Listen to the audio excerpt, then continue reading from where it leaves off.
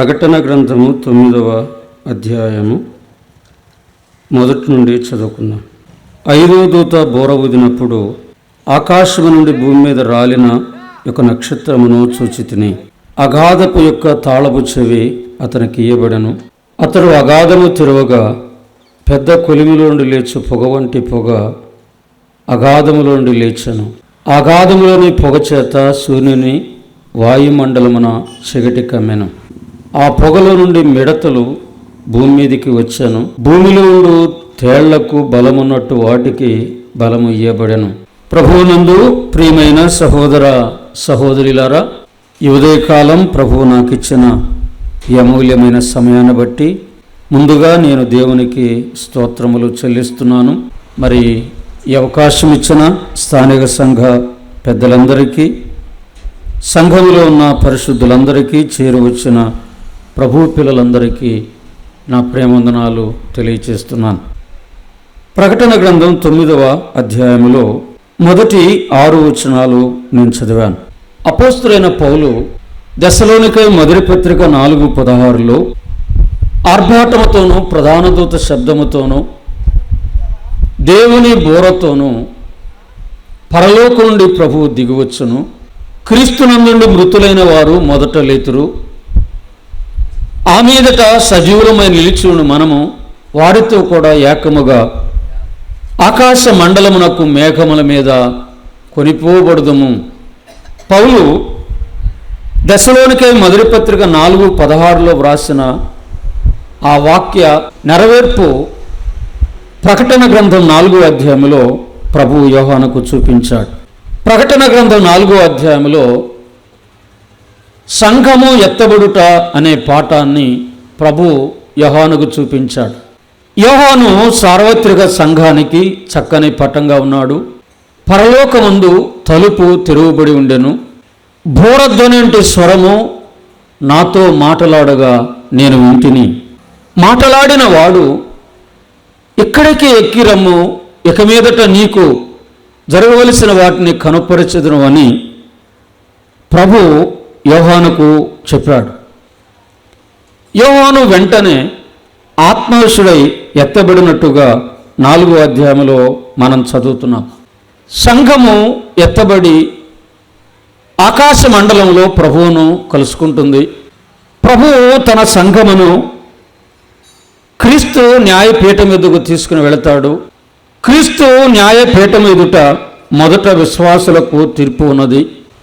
ఈ తీర్పు అగ్నికి వెళ్ళే తీర్పు కాదు, కానీ భూలోకములో నమ్మిన విశ్వాసులు వారికి అనుగ్రహించబడిన కృపావరాన్ని బట్టి, సామర్థ్యాన్ని బట్టి భూలోకంలో ప్రభువు కొరకు చేసినటువంటి ఆ త్యాగాన్ని బట్టి, ఆ కార్యాలను బట్టి క్రీస్తు న్యాయపీఠం ఎదుట నమ్మిన వారికి బహుమానాలు ఇవ్వబడతాయి.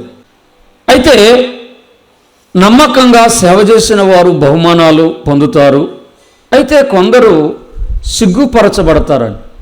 నమ్మకంగా సేవ చేసిన వారు క్రీస్తు న్యాయపీఠం ఎదుట బహుమానం పొందుతారు. బహుమానాలతో అలంకరించబడిన సంఘము గొర్రెపిల్ల పెళ్లి విందులో పరలోకంలో 7 సంవత్సరాలు ఆ పెళ్లి విందులో ఉంటుందని దేవుని వాక్యములో తేటగా ఉన్నది. సంఘము గొర్రెపిల్ల పెళ్లి విందులో ఉండబోతుంది. మన ప్రభువైన యేసుక్రీస్తు పెళ్లి కుమారుడుగా ఉంటాడు. సంఘము పెళ్లి కుమార్తెగా ఉంటుందండి. సంఘము అంటే అపోస్తల కార్యములు 2వ అధ్యాయంలో పెంతెకోస్తు నాడు పేతురు సువార్త ప్రకటించగా 3000 మంది రక్షణ పొందారు. అపోస్తల కార్యం 2వ అధ్యాయంలో సంఘము స్థాపించబడింది.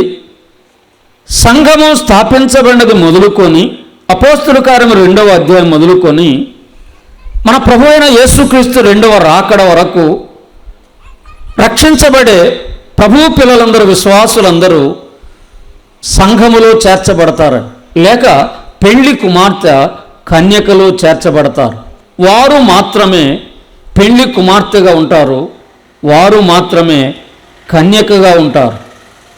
అందుకే పౌలు కొరింథీ పత్రికలో అన్నాడు, దేవాసక్తితో మీ ఎడల ఆసక్తి కలిగి ఉన్నాను, ఎందుకనగా పవిత్రురాలైన కన్యకునుగా ఒక్కడే పురుషునకునగా క్రీస్తుకు మిమ్మను సమర్పించాలని ప్రదానము చేసి తిని అన్నాడు. ప్రదానం చేయబడింది సంఘము, కన్యక. అయితే వీరు యేసుక్రీస్తు రక్తములో కడుగబడిన వారు. అపోస్తుల కార్యము 2వ అధ్యాయంలో సంఘము స్థాపించబడిన దినం మొదలుకొని మన ప్రభు అయిన యేసుక్రీస్తు ఆకాశ మండలానికి వచ్చి సంఘమును ఆహ్వానించే వరకు మధ్యకాలములో రక్షించబడిన విశ్వాసులందరూ, ప్రభు పిల్లలందరూ పెళ్లి కుమార్తెగా ఉంటారు. మన ప్రభు అయిన యేసుక్రీస్తు పెళ్లి కుమారుడుగా ఉంటాడు. సంఘము పెళ్లి కుమార్తెగా ఉండబోతుంది. అయితే పాత నిబంధన భక్తులందరూ అనగా హేబేలు మొదలుకొని బాప్తిసమిచ్చు యోహాను వరకు పాత నిబంధన కాల భక్తులందరూ పెళ్లికి ఆహ్వానించబడిన స్నేహితులుగాను, పెళ్లికి ఆహ్వానించబడిన బంధువులుగా ఉంటారు. దేవదూతలు ఆ పెళ్లిలో ఉంటారు. మరి కెరూబులు, శరూపులందరూ ఆ పెళ్లికి ఆహ్వానించబడతారు. ఆ పెళ్లిలో దేవుడే రిజిస్ట్రార్గా ఉంటారు. ఆ గొర్రెపిల్ల పెళ్లి విందు కార్యక్రమం పరలోకంలో జరుగుతుందని దైవ గ్రంథములో తేటగా వ్రాయబడింది. అయితే వినండి, నమ్మిన వారు పరలోకంలో గొర్రెపిల్ల పెళ్లి విందులో 7 సంవత్సరాలు ఉంటారు. ఇది నమ్మిన వారి యొక్క సంగతి. మరి నమ్మని వారు ఎక్కడ ఉంటారు? నమ్మని వారు భూలోకములో ఉంటారని.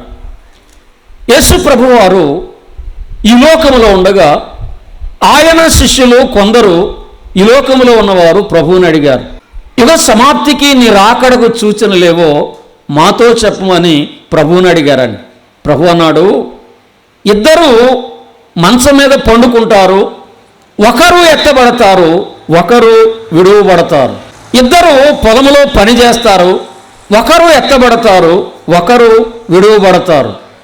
ఇద్దరు స్త్రీలు తిరుగులు విసురుతారు, ఒకరు ఎత్తబడతారు, ఒకరు విడువబడతారు అన్నారు. ఎత్తబడేవారెవరు? యేసుక్రీస్తునందు విశ్వాసం ఉంచిన వారు, పాప క్షమాపణ పొందినవారు. వారు గొర్రెపిల్ల రక్తములో తమ వస్త్రములు ఉదుక్కునేవారు ఎత్తబడేవారుగా ఉంటారని. మరి ఎత్తబడని వారెవరు? వారు నమ్మని వారు, లేక పాప పరిహారము పొందని వారు. యోహాను సువార్త 8వ అధ్యాయంలో యేసు ప్రభువు చెప్పాడు, మీరు మీ పాపంలో ఉండి చనిపోతే నేను వెళ్ళే చోటికి మీరు రాలేరు అన్నారు. ఎవరు వారు? పాప క్షమాపణ పొందనివారు. ఎవరు వారు? నమ్మని వారు. వారే విడిచిపెట్టబడిన వారు. నమ్మిన వారు ఎత్తబడగా నమ్మని వారు విడిచిపెట్టబడతారని ఈ లోకములో ఉంటారు. అప్పుడు భూలోకములో 7 సంవత్సరాలు భయంకరమైన శ్రమలు జరుగుతాయండి. ఈ 7 ఏళ్ల శ్రమల కాలంలో 3 ఏళ్ళు 21 తీర్పులు భూమి మీద కుమ్మరించబడతాయి.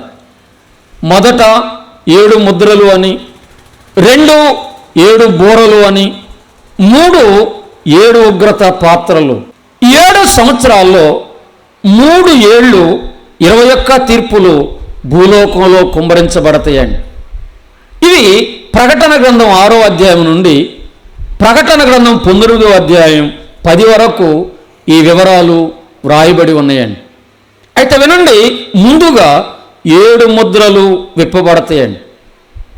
7 ముద్రలు తర్వాత 7 బూరలు ఊదబడతాయండి. 7 బూరల తర్వాత 7 ఉగ్రత పాత్రలు భూమి మీద కుమ్మరించబడతాయి. అయితే 21 తీర్పులు ఒకదాని వెంట ఒకటి, ఒకదాని వెంట ఒకటి, ఒకదాని వెంట ఒకటి భూమి మీద కుమ్మరించబడతాయండి. అయితే ఈ ఉదయకాలం ప్రకటన గ్రంథము 9వ అధ్యాయంలో మొదటి 6 వచనాలు నేను చదివాను. నాకివ్వబడిన సమయంలో ఇందులో కొన్ని సంగతులు, క్లుప్తంగా కొన్ని సంగతులు నేను జ్ఞాపకం చేయాలని ప్రేరేపించబడుతున్నాను. 9వ అధ్యాయంలో మొదటి 11 వచనాల్లో 5వ బోరను గురించి వ్రాయబడిన సంగతులు ఉన్నాయండి. 8వ అధ్యాయంలో 4 బోరలు గుర్చిన సంగతులు ఉన్నవి. 9వ అధ్యాయంలో 2 బోరలు గుర్చిన సంగతులు ఉన్నవి. 11వ అధ్యాయంలో 7వ బోరను గుర్చిన సంగతి వ్రాయబడి ఉందండి. అయితే మనము 9వ అధ్యాయం మొదటి 6 వచనాలు చదువుకున్నాం. ఇందులో 5వ దూత బోర ఊదినప్పుడు ఏం జరగబోతుందో ఆ సంగతులు ఈ భాగములో వ్రాయబడి ఉన్నాయండి. 7 దూతలు పేర్లు బైబిల్లో లేవు. బైబిల్ వ్యాఖ్యానకర్తలు అప్రామాణిక హనోకు, డిబోత్ అనే గ్రంథాల నుండి సేకరించారు. బైబిల్ వ్యాఖ్యానకర్తలు వాటిని రాశారు, నేను వాటిని రాసుకున్నాను. ఆ 7 దూతలు ఎవరో నేను చెప్తాను. బైబిల్లో మాత్రం లేవు. బైబిల్ హిబ్రూ భాషలో వ్రాయబడింది పాత నిబంధన, క్రొత్త నిబంధన గ్రీకు భాషలో వ్రాయబడింది. గనుక ఆ భాషలో వ్రాయబడిన గ్రంథాల్లో ఇవి ఉన్నాయి. వాటిని బట్టి బైబిల్ పండితులు వాటిని సేకరించి మనకు తెలియజేస్తున్నారు. బైబిల్లో మాత్రం ఆ పేర్లు లేవు, నేను వాటిని నోట్ చేసుకున్నాను, నేను చెప్తాను. మొదటి దూత పేరు ఊరియేలు అని చెప్పారండి. 2వ దూత పేరు రఫాయేలు. 3వ దూత పేరు రఘుయేలు. 4వ దూత పేరు మిఖాయేలు. 5వ దూత పేరు సరియేలు. 6వ దూత పేరు గబ్రియేలు. 7వ దూత పేరు రెమీయేలు. 7 దూతలు బోరలు 7 బోరలు ఊదినట్టుగా ప్రకటన గ్రంథం 8, 9, 11 అధ్యాయాల్లో వ్రాయబడింది. అయితే 9వ అధ్యాయం మొదటి వచనంలో 5వ దూత బోర ఊదినప్పుడు అన్నాడండి. ఈ 5వ దూత పేరు ఏమిటి అంటే సరియేలు అని వారు చెప్పారండి. మనకు బైబిల్లో లేదు, బైబిల్ పండితులు వాటిని తెలియజేశారు. సరియేలు. ఈ 5వ దూత సరియేలు తన బోర ఊదినప్పుడు, తనకివ్వబడిన బోర ఊదినప్పుడు ఆకాశం నుండి భూమి మీద రాలిన ఒక నక్షత్రమును చూచితిని అన్నాడు. ఈ 5వ దూత సరియేలు తనకివ్వబడిన దూత, ఆ దూత తనకివ్వబడిన బోరను ఊదినప్పుడు దేవుని ఎదుట కోటాన కోట్ల దేవదూతలు, కోటాన కోట్ల శరూబులు, పరిశుద్ధ దేవదూతలు ఉన్నారు. కోటాన కోట్ల దేవదూతలు దేవుని ఎదుట ఉండగా 7 దూతలకు మాత్రమే బోర ఇవ్వబడ్డాయండి. మరి మిగతా వారికి ఎందుకు ఇవ్వబడలేదు? మిగతా వారికి ఎవరికి బోరలు ఇవ్వబడలేదండి. దేవుడు కోటాన కోట్ల దేవదూతలు ఆయన సముఖములో ఉండగా 7 మాత్రమే బోరలు ఇవ్వబడ్డాయండి. ఈనాడు కూడా సోదరులారా, సోదరీలారా, సంఘములో 50 మంది ఉండవచ్చు, సంఘములో 100 మంది ఉండవచ్చు, సంఘములో 150 మంది ఉండవచ్చు, సంఘములో 200 మంది ఉండవచ్చు, సంఘములో ఇంకా ఎక్కువ మంది ఉండవచ్చు. అందరికీ కృపావరములు లేవండి. అందరికీ దేవుడు వరములు ఇవ్వలేదు. నమ్మిన విశ్వాసులందరూ ప్రభువు కొరకు నమ్మకంగా జీవించాలి, యోగ్యంగా జీవించాలి, సాక్ష్యం కలిగి జీవించాలి. ఇది అందరికీ ఇవ్వబడిన బాధ్యత. నమ్మిన ప్రతి విశ్వాసి దేవుని కొరకు యోగ్యులుగా నమ్మకంగా భూలోకంలో జీవించాలి. అయితే వినండి, కృపావరములు మాత్రము కొందరికి మాత్రమే ఇవ్వబడ్డాయి. అందరికీ కృపావరములు ఇవ్వబడలేదు, కొందరికి మాత్రమే కృపావరాలు ఇవ్వబడ్డాయి. 7 దూతలకు మాత్రమే బోరలు ఇవ్వబడినట్టుగా దైవ గ్రంథంలో మనం చదువుతున్నాం. ఈ 5వ దూత సరియేలు అనే దూత బోర ఊదినప్పుడు ఆకాశం నుండి భూమి మీద ఒక నక్షత్రము రాలి పడినట్టుగా ఈ 9వ అధ్యాయం మొదటి వచనములో వ్రాయబడింది.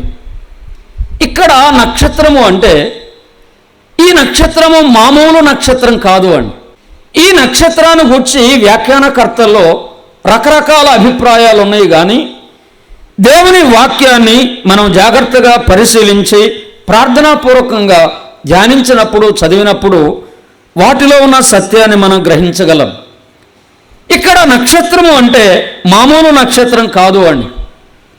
బైబిల్లో నక్షత్రము అనే పేరు రకరకాలుగా పోలికలు చెప్పబడ్డాయండి. ఒకటి, మన ప్రభు అయిన యేసు క్రీస్తు నక్షత్రం అనే పోలిక ఉందండి. సంఖ్యాకాండం 24వ అధ్యాయంలో బిలాము ప్రవచనంలో బిలాము మాట్లాడుతున్నాడు. యాకోబులో నక్షత్రము ఉదయించును అన్నాడు. యాకోబులో నక్షత్రం ఉదయించునంటే ఈ నక్షత్రం ఎవరు? 100,000 సంవత్సరముల తర్వాత కన్యక గర్భము ధరించి కుమారుని కనబోతుందండి.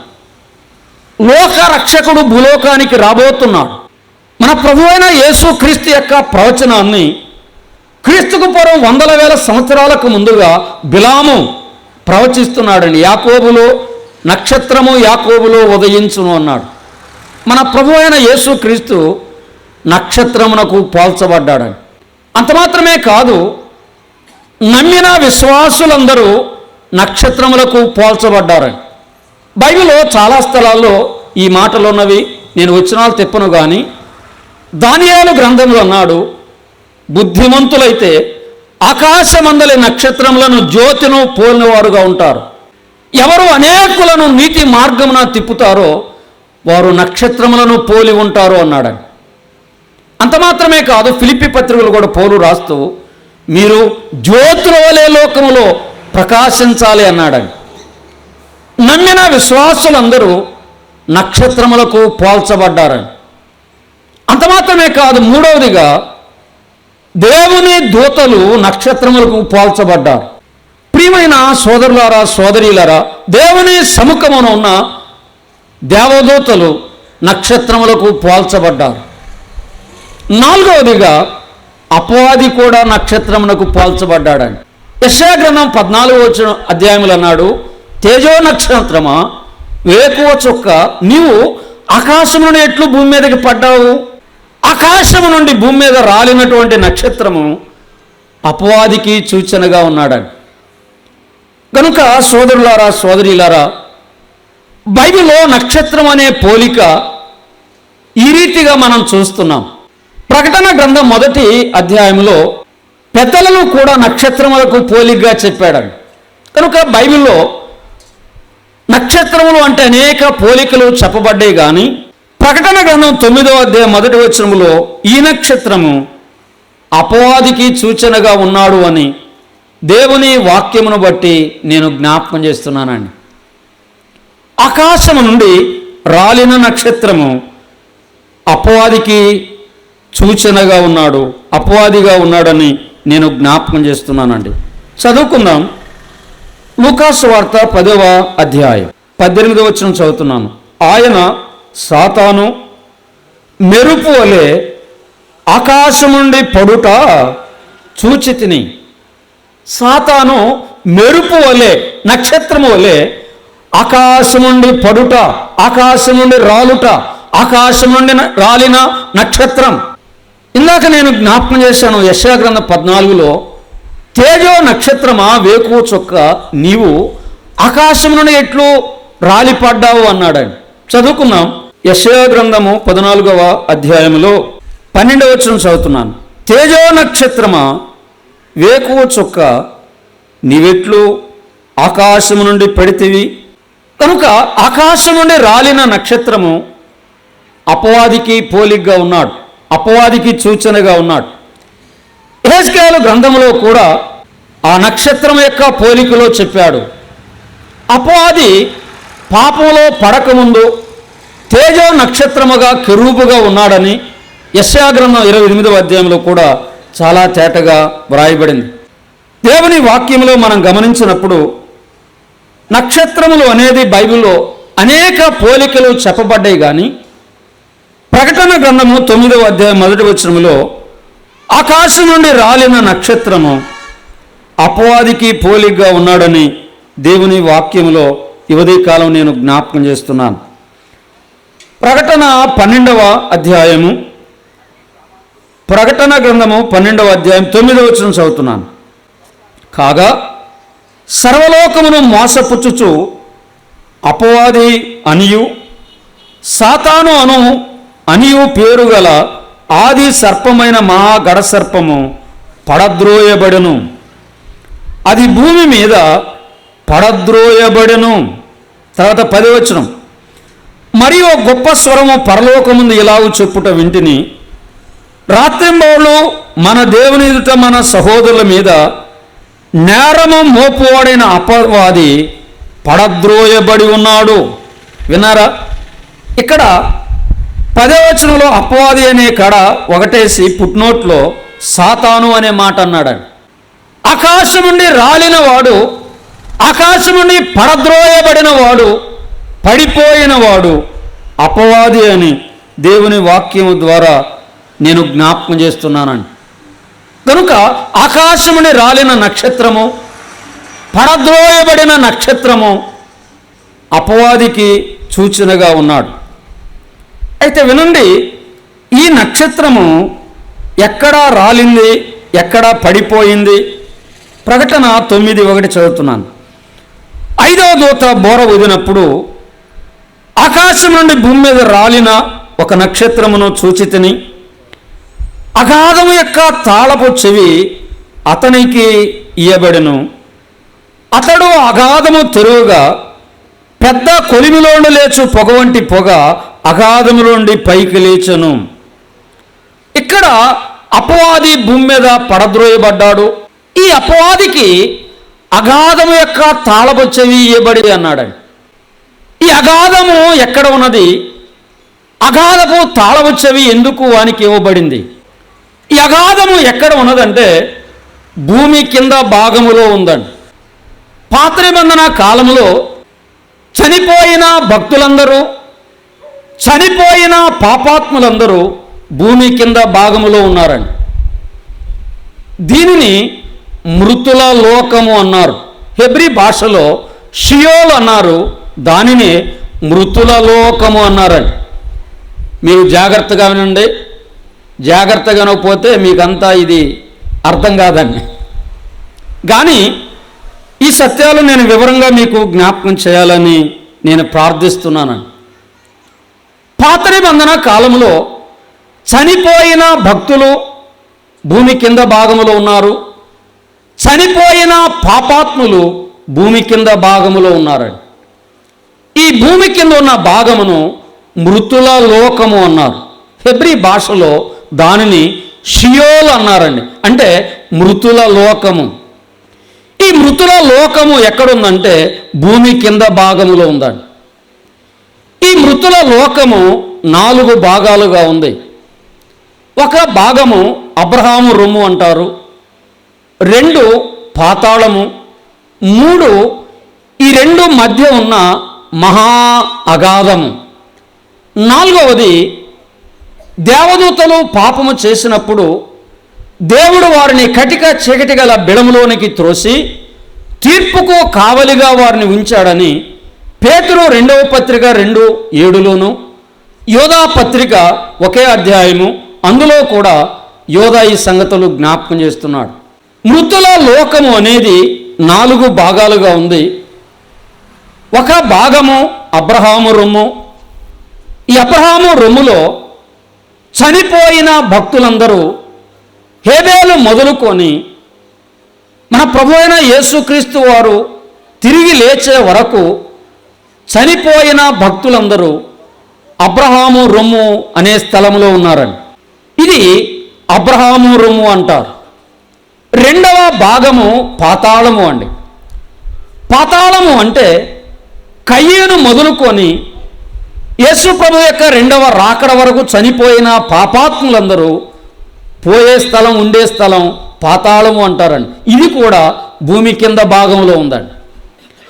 అబ్రహాము రొమ్ము అనే భాగానికి, పాతాళం అనే భాగానికి మధ్యలో మహా అగాధం ఉందండి. లూకా సువార్త 16వ అధ్యాయంలో ధనవంతుడు అబ్రహామును అడుగుతున్నాడండి, తండ్రివైన అబ్రహామా, నాయందు కనికరపడి లాజరును తన చిటికిన వేలును నీళ్లలో ముంచి నా నాలుకను చల్లార్చుటకు లాజరును పంపమని ఈ ధనవంతుడు అబ్రహామును అడిగాడని.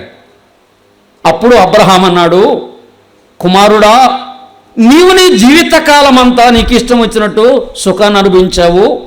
ఇక్కడ వారు అక్కడికి, అక్కడ వారు ఇక్కడికి దాటి రాజాలకుండానట్లు నీకును మాకును మధ్య ఏముందన్నాడు? మహా అగాధం ఉందన్నాడు. మహా అగాధము.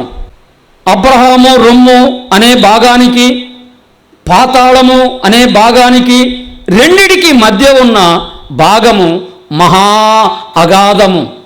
ఈ మహా అగాధము అనేది ఎక్కడ ఉందంటే భూమి కింద భాగంలో ఉందండి. భూమి కింద భాగములో ఉంది.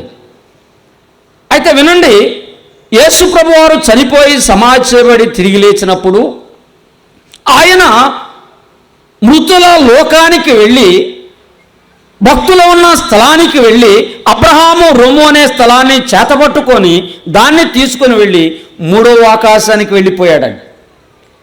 ఇప్పుడు అబ్రహాము రొమ్ము అనే భాగము, ఆ స్థలము భూమి కింద భాగంలో లేదు, అది మూడవ ఆకాశంలో ఉంది, పైన ఉంది. దానికి అబ్రహాము రొమ్ము అనే పేరు కాకుండా పరదైసు అనే పేరు పెట్టబడింది. కొరింథీ 2వ పత్రిక 12వ అధ్యాయంలో పౌలు ఈ సంగతులు వ్రాస్తున్నాడండి. ఇప్పుడు అబ్రహాము రొమ్ము కింద లేదు, అగాధము కింద భాగములోనే ఉన్నది, పాతాళము కింద భాగములో ఉన్నది. పాతాళములో ఒక మూలన పడిపోయిన దేవదూతలు, పాపం చేసిన దేవదూతలు అక్కడ ఒక మూలన త్రోయబడ్డారని దేవుని వాక్యములో పేతురు 2వ పత్రిక 2వ అధ్యాయంలో మనం చదువుతున్నాం. అయితే వినండి, ఈ మహా అగాధము, ఇది అడుగులేని అగాధము, మహా అగాధము, ఎవరు దాటలేని అగాధము, ఎవరు దిగి బయటికి రాలేని అగాధము, మహా అగాధము ఉన్నదండి. ఆకాశం నుండి రాలిన నక్షత్రము అపవాది అని, ఈ మహా అగాధము భూమి కింద ఉన్నది అని, ఈ రాలిన నక్షత్రమునకు అపవాదికి దేవుడు అగాధమును తెరిచే అవకాశము, తాళపు చెవి అపవాదికి ఇచ్చాడని దేవుని వాక్యంలో మనం చదువుతున్నాం. ప్రకటన గ్రంథము 1వ అధ్యాయం 18వ వచనం చదువుతున్నాను. నేను మొదటి వాడను, కడపటి వాడను, జీవించువాడను, మృతునైతిని గాని ఇదిగో యుగయుగములో సజీవుడనై ఉన్నాను, మరియు మరణము యొక్కయు పాతాళ లోకము యొక్కయు తాళపు చెవులు నా స్వాధీనములో ఉన్నవి అన్నాడండి. విన్నారా? మరణము యొక్క, పాతాళము లోకము యొక్క తాళపు చెవులు, మృతుల లోకము యొక్క తాళపు చెవులు ఆయన చేతిలో ఉన్నవి. వేయుటకు అధికారం గలవాడు, తీయుటకు అధికారం గలవాడు, మానవుని ప్రాణం మీద, సృష్టి మీద అధికారం గలవాడు, సర్వాధికారం కలిగిన దేవుడు. సముద్రం మీద అధికారం ఉన్నది, తుఫాను మీద అధికారం ఉన్నది, రోగం మీద అధికారం ఉన్నది, పాపములను క్షమించడానికి సర్వాధికారం గలవాడు. అంత మాత్రమే కాదు, అగాధము యొక్క తాళపు చెవి గలవాడు, పాతాళము యొక్క తాళపు చెవి కలిగిన వాడు, అధికారము గలవాడు మన ప్రభు అయిన యేసుక్రీస్తు అండి. సర్వాధికారం కలిగిన వాడు మన ప్రభు అయిన యేసుక్రీస్తు. పాతాళము యొక్క తాళపు చెవి అధికారం కలిగిన వాడు తన తాళపు చెవిని ఏం చేస్తున్నాడు? అపవాదికి ఇస్తున్నాడు. అయ్యా, దేవుడు అపవాదికి తాళం ఇచ్చాడా? అధికారం ఇచ్చాడా? దేవుడు అపవాదికి తాళం ఎలా ఇస్తాడు? ఎందుకు అధికారం ఇస్తాడు? ఆ వివరణ జ్ఞాపకం చేస్తానండి. ఇక్కడ 9వ అధ్యాయంలో ఎందుకు అపవాదికి అధికారం ఇచ్చాడు అంటే, అగాధములో నుండి మిడతలు రాబోతున్నవి, భూలోకమున్న ప్రజలకు భయంకరమైన శ్రమలు, భయంకరమైన వేదనలు, భయంకరమైన శిక్ష కలుగజేయడానికి అందులో నుండి మిడతలు రాబోతున్నాయి. భూలోకమున్న ప్రజలకు శ్రమలు కలుగజేయడానికి దేవుడు అపవాదికి అవకాశం ఇచ్చాడండి.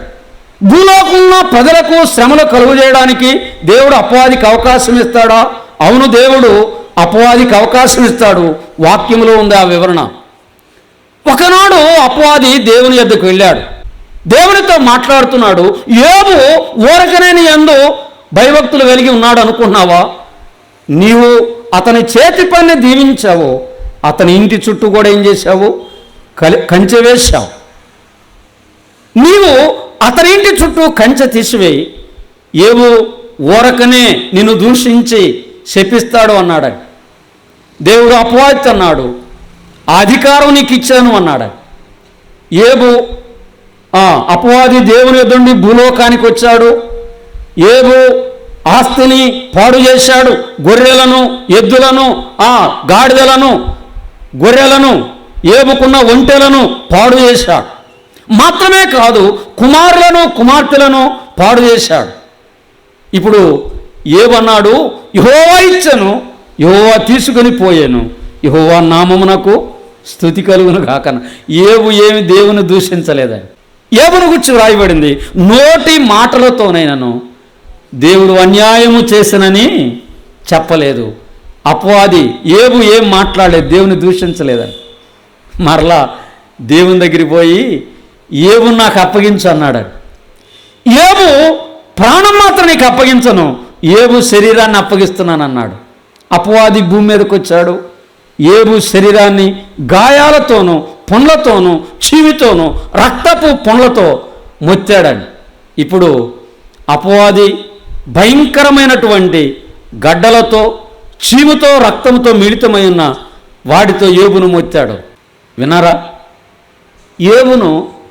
ఏబు ఇంటిని దేవుడు శ్రమల పాలు చేయడానికి ఎవరికి అప్పగించాడు?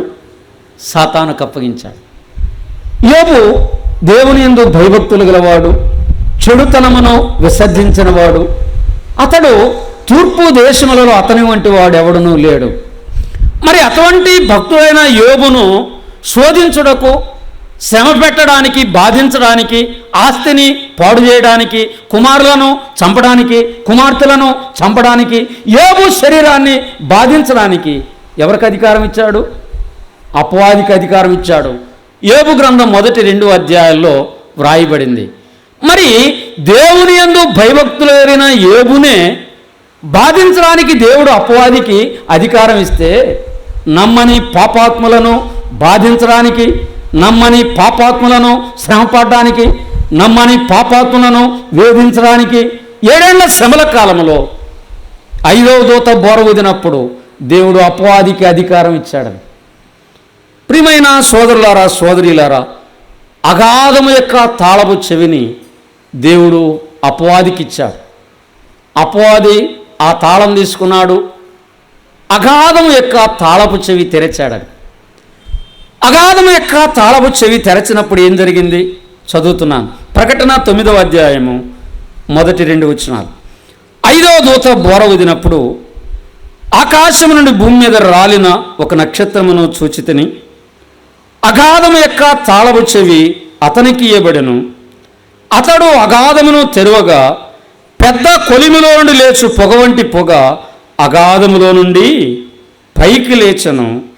అగాధములోని పొగ చేత సూర్యుని వాయు మండలమున చీకటి కమ్మెను. ఎప్పుడైతే ఈ అపవాదికి దేవుడు తాళం చెవి ఇచ్చాడో, అగాధము యొక్క తాళపు చెవి, అగాధమును తెరచాడు. అగాధమును తెరవగానే అగాధములో నుండి పొగ బయటికి వచ్చిందండి. భయంకరమైన పొగ, దట్టమైన పొగ అగాధం నుండి బయటకు వచ్చింది.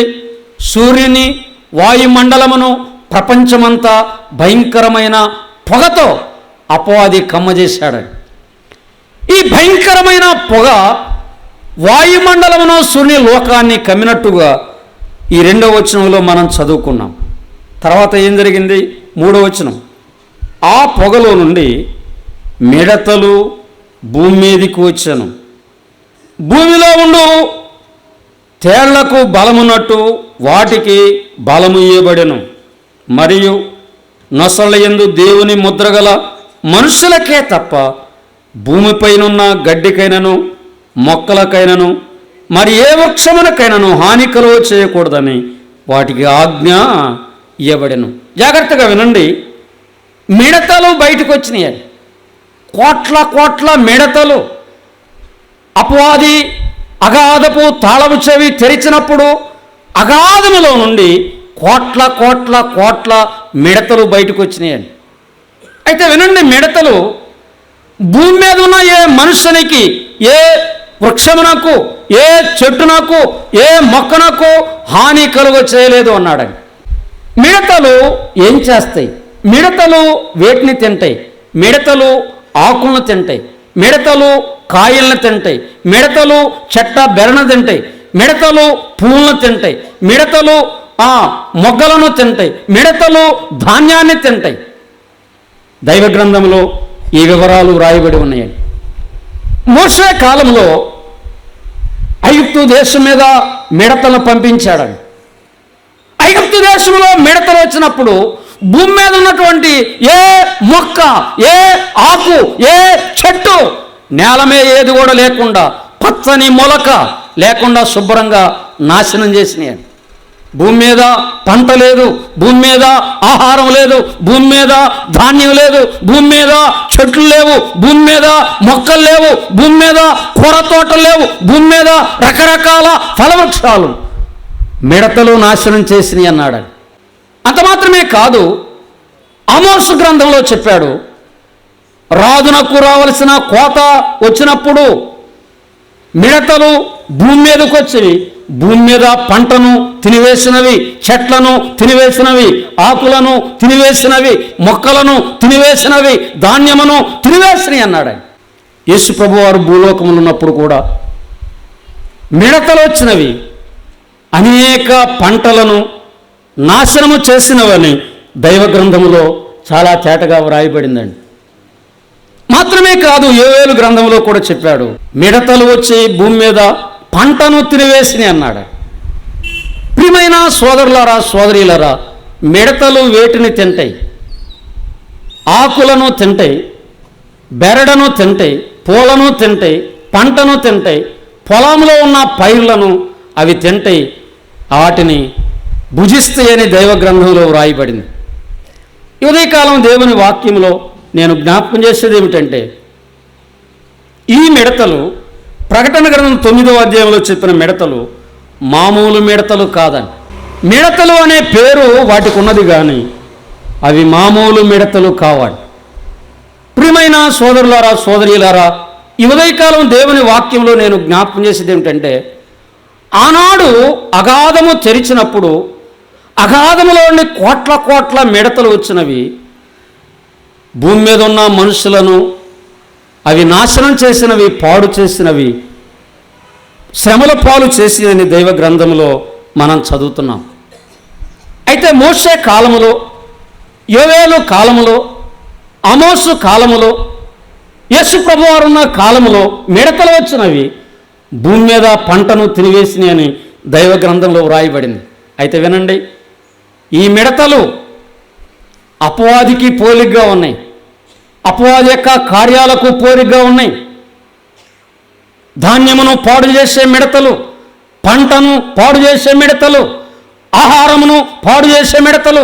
యోవేలు గ్రంథంలో చెప్పాడు, దేశములో ధాన్యము లేకపోయెను, దేశములో ఆహారము లేకపోయెను, దేశములో ద్రాక్షారసము లేకపోయెను, దేశంలో తైలము లేకపోయెను, దేశంలో ఫలము లేకపోయెను. ఈ మిడతల ద్వారా దేశములో సమృద్ధి అయిన పంటను నాశనం చేసినట్టుగా దైవ గ్రంథంలో చాలా తేటగా చెప్పాడు. ఆ దినాల్లో మిడతలు భూమి మీద ఉన్న పంటను నాశనం చేసినవి. అయితే రాబోయే కాలంలో ప్రజలను బాధించే మిడతలు, ప్రజలను వేధించే మిడతలు, ప్రజలను ఆయాసపరిచే మిడతలు, ప్రజలను కుట్టి కీడు కలిగించే మిడతలుగా దేవుని వాక్యంలో మనం జ్ఞాపకం చేసుకుంటున్నాం. అయితే ఇందులో ఒక హెచ్చరిక ఉందండి. మనలను పాడు చేసే మిడత ఏదో ఈ ఉదయకాలం నీకు అర్థమైందా సోదరుడా? అమ్మా, నీ ఆత్మీయమైన జీవితాన్ని పాడు చేసే మిడత, నీ భక్తి జీవితాన్ని పాడు చేసే మిడత, నీ ఆరాధన జీవితాన్ని పాడు చేసే మిడత, నీ సాక్ష్య జీవితాన్ని పాడు చేసే మిడత, నీ ఆత్మీయ అనురాగాన్ని పాడు చేసే మిడత, క్రీస్తు కొరకు భూలోకంలో జీవించే జీవితాన్ని పాడు చేయగలిగిన మిడత ఏదో ఎరిగేవా, గమనించేవా? పసర పురుగులు, చీడ పురుగులు అనున మహాసైన్యము తినివేసిన పంట, పాడు చేసే పంట, పాడు చేసే ధాన్యం, భయంకరమైన పరిస్థితి సంభవించిందని యోవేలు గ్రంథములో దేవుడు తన దాసుని ద్వారా మాట్లాడుతున్నాడు. ఈ కూడికల్లో మన భక్తి జీవితాన్ని, ఆత్మీయమైన జీవితాన్ని పాడు చేసే మిడత ఏదో, పాడు చేసే పాపమేదో, పాడు చేసే అపవాది యొక్క కార్యమేదో నీవు గుర్తించాలి, నేను గమనించాలి. అయితే వినండి, ఇక్కడ మిడతలు భూమి మీద ఉన్న పంట కాదు. అయితే దేన్ని అన్నాడు? చదువుతున్న 4వ వచనం, మరియు నొసల యందు ముద్ర లేని మనుషులకే తప్ప భూమి మీద ఉన్న గడ్డికైనను మొక్కలకైనను మరి ఏ వృక్షమునకైనను హాని కలుగ చేయకూడదని వాటికి ఆజ్ఞ ఇయ్యబడెను అన్నాడు. భూమి మీద ఉన్న మొక్కలకు కాదు, చెట్లకు కాదు, భూమి మీద ఉన్న మనుషులకు హాని కలుగు చేయుటకు అన్నాడు. ఎంతకాలము హాని చేస్తాయి అన్నాడు? చదువుతున్నాను 5వ వచనం. మరియు వారిని చంపుటకు అధికారం ఇయ్యబడలేదు గాని 5 నెలల వరకు బాధించుటకు వాటికి అధికారము ఇయ్యబడెను అన్నాడు. 5 నెలలు బాధించుటకు అధికారం. 10వ వచనం కూడా చదువుతున్నాను. తేళ్ల తోకల వంటి తోకలను కొండును వాటికి ఉండెను. 5 నెలల వరకు వాటి తోకల చేత మనుషులకు హాని చేయుటకు వాటికి అధికారము ఉండెను. 5 నెలలు భూలోకమున్న ప్రజలను బాధించే అధికారము, వేధించే అధికారము వాటికి ఉన్నది అన్నాడు. అయితే ఎవరిని అవి బాధిస్తాయి, ఎవరిని అవి కొడతాయి, ఎవరికి అవి హాని చేస్తాయి అంటే ఇక్కడ 4వ వచనం అన్నాడు, నొసళ్ళ యందు దేవుని ముద్ర లేని వారు అన్నాడు. నొసళ్ళ యందు దేవుని ముద్ర లేని వారు ఎవరు? 7 ఏళ్ల శ్రమల కాలంలో 2 ముద్రలు ఇవ్వబడతాయండి, వేయబడతాయి. ఒకటి దేవుని ముద్ర, 2 క్రీస్తు విరోధి యొక్క ముద్ర. చదువుకున్నాం ప్రకటన గ్రంథము 13వ అధ్యాయం 16వ వచనం చదువుతున్నాను. కాగా కొద్దివారు కానీ, గొప్పవారు కానీ, ధనికులు కానీ, దరిద్రులు కానీ, స్వతంత్రులు కానీ, దాసులు కానీ అందరూ తమ కుడి చేతి మీదనైనను తమ నొసటి యందైనను ముద్ర వేయించుకున్నట్లు ఆ ముద్ర అనగా ఆ మృగము పేరైనను దాని పేరిట సంఖ్య అయినను గలవాడు తప్ప క్రయ విక్రయములు చేయుటకు మరి ఎవనికి అధికారము లేకుండానట్లు అది వారిని బలవంతము చేయుచున్నది. బుద్ధి గలవాడు మృగము యొక్క సంఖ్యను లెక్కింపనిమో, అది ఒక మనుషుని సంఖ్యే, ఆ సంఖ్య 666. ఇందులో జ్ఞానము కలదు అన్నాడు. నేను ముగించబోతున్నాను. క్రీస్తు విరోధి ముద్ర ఒకటి ఉందండి. 7 ఏళ్ల శ్రమల కాలంలో క్రీస్తు విరోధి అనేవాడు 666 ముద్ర వేయించుకోమని ప్రజలను శాసిస్తాడని.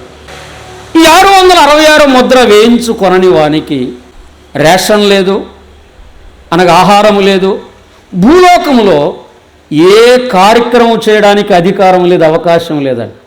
ఇప్పుడు ఉదాహరణ మీకు అర్థం కావాలంటే ప్రభుత్వం వారు ప్రతి దానిని ఆధార్కు లింక్ చేశారండి, లేదా రేషన్ కార్డుకు లింక్ చేశారండి. రేషన్ కార్డు లేకపోతే, లేక ఆధార్ కార్డు లేకపోతే, ఆధార్ కార్డు లేని వారికి రేషన్ లేదు, పెన్షన్ లేదు, ఇంకా ప్రభుత్వ రాయితీలు ఏమి కూడా లేవండి. ఈనాడు ప్రభుత్వంలో ఉన్నటువంటి బలమైనటువంటి ఆజ్ఞ ఇది. ఆనాడు జరగబోయేదానికి ఒక నమూనా, చక్కని నమూనాగా ఉందండి, సూచన, ముంగుర్తు. అలాగే ఆ దినాల్లో 666 ముద్ర వేయించుకోకపోతే భూమి మీద నీవేం చేయడానికి అధికారం లేదు. క్రీస్తు విరోధి అనేవాడు 666 ముద్ర వేయించుకోమని చెప్తాడు. 666 ముద్ర వేయించుకోకపోతే వాడు శరచ్ఛేదనం చేస్తాడని, నాశనం, చంపుతాడని. నువ్వు చస్తావా 666 ముద్ర వేయించుకుంటావు, ఈ రెండే రెండు. నువ్వు ముద్రన్న వేయించుకోవాలా లేదా చావాలని. ఇది క్రీస్తు విరోధి యొక్క ముద్ర. అయితే 2వ ముద్ర 7వ అధ్యాయము 2వ వచనం చదువుతున్నా. మరియు సజీవుడగు దేవుని ముద్ర గల వేరొక దూత సూర్యోదయ దిశ నుండి పైకి వచ్చడం చూచితిని. ఇది దేవుని ముద్ర అండి. ఇప్పుడు 3వ వచనం. ఈ దూత మేము మా దేవుని దాసులను వారి నొసలు యందు ముద్రించు వరకు భూమికైనను సముద్రముకైనను చెట్లకైనను హాని చేయవద్దని బిగ్గరగా చెప్పాను. మరియు ముద్రించబడిన వారి లెక్క చెప్పగా వింటిని. ఇశ్రాయేలు గోత్రములన్నింటిలో ముద్రించబడిన వారు 144,000 మంది. ఇది దేవుని ముద్ర అండి. మాత్రమే కాదు, 9వ వచనం చదువుతున్నాను. అటు తర్వాత నేను చూడగా ఇదిగో ప్రతి జనములో నుండి, ప్రతి వంశములో నుండి, ప్రజల్లో నుండి, ఆయా భాషలు మాట్లాడే వారిలో నుండి వచ్చి ఎవడను లెక్కింపదాలనే గొప్ప సమూహము కనబడెను. వారు తెల్లని వస్త్రములు ధరించుకున్న వారై ఖర్జూరపు మట్లు చేతపట్టుకొని సింహాసనం ఎదుటను గొర్రెపిల్ల ఎదుట నిలువబడి సింహాసనాసనుడైన మా దేవునికి గొర్రెపిల్లకు మా రక్షణకు స్తోత్రమని మహాశబ్దముతో ఎలుగెత్తి చెప్పిరి. ఇది దేవుని ముద్ర. ఒకటి అపవాది ముద్ర ఉన్నది, రెండవది ఏ ముద్ర ఉన్నది? దేవుని ముద్ర ఉందండి. అపవాది ముద్ర వేయించుకొని వారిని వాడు క్రీస్తు విరోధి చిరచ్ఛేదనం చేసేవాడుకున్నాడు. మరి దేవుని ముద్ర లేని వారిని ఇప్పుడు అపవాది మరల ఏం చేయబోతున్నాడు? తేళ్ల చేత బాధించబోతున్నాడు.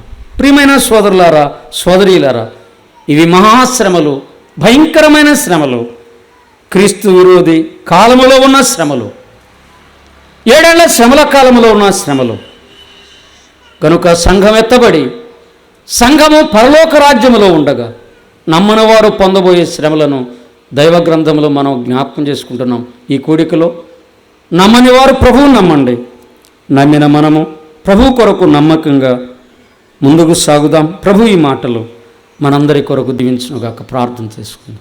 పరిశుద్ధుడైన దేవ, మీ స్తోత్రములు చెల్లిస్తున్నాం. ఏర్పాటు చేయబడిన సభల్లో మొదటి దినం మొదటి కూడికలో మంచి ప్రారంభం ఇచ్చారు.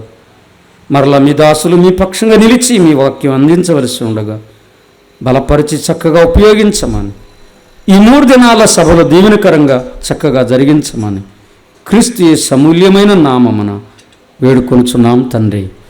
ఆమేన్.